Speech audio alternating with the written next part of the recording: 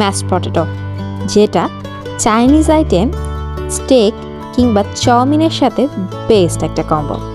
এই mash potato সবাই আমরা মোটামুটি বানাতে পারি। ম্যাশ পটেটো বানাতে প্রথমে আমাদের যেটা লাগবে সেটা হচ্ছে সিদ্ধ আলু। সিদ্ধ আলু ভালো মতো আমাদের ম্যাশ করে ফেলতে হবে, কোনোভাবে যেন কোনো ধরনের দানাদার ভাব না থাকে।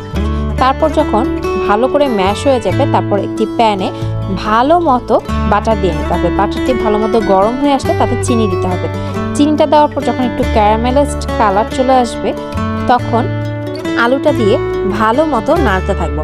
যখন আলুটা দিয়ে ভালো মতো নাড়াতে থাকবো, তারপর যখন আলুটা একটু ভালো মতো কালার চলে আসবে, তখন ওই টাইমে আমি 1 কাপ দুধ এতে দিয়ে দিব। 1 কাপ দুধ দিয়ে ভালো মতো নাড়াতে থাকবো যাতে কোনো ধরনের দানাদার ভাব না থাকে। তারপর যখন ম্যাশ পটেটোটা হয়ে আসবে, তারপর আমি তাতে অরিগানো দিয়েই নামিয়ে ফেলবো। আপনারা চাইলে এই ম্যাশ পটেটোতে গোলমরিচ ব্যবহার করতে পারেন, এতে এর টেস্টটা একটু ডিফারেন্ট আসে। যার যার ঝাল পছন্দ সে এখানে গোলমরিচ ব্যবহার করতে পারেন। আমি এখানে একটু গোলমরিচ দিয়েছি। এভাবেই খুব সহজে আপনারা বাসায় বসেই তৈরি করে ফেলতে পারবেন ম্যাশ পটেটো, এবং টেস্টটা হবে রেস্টুরেন্ট স্টাইলে। ট্রাই করলে অবশ্যই আমাকে জানাবেন কেমন লাগলো। ভালো থাকবেন সবাই, আল্লাহ হাফেজ।